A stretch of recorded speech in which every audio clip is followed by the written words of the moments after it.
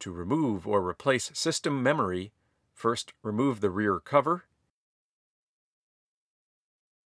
and the motherboard EMI shield.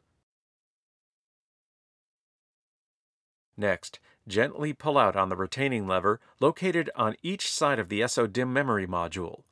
The module will pop up from its socket. Pull the module out of the socket. There is a small notch on one side of each SODIMM memory module. There is a small tab on one side of each SODIMM socket. To replace an SODIMM memory module, angle the module to about 30 degrees, engaging the notch into its socket tab. Press the module down into place until the retaining levers snap into position over the sides of the module.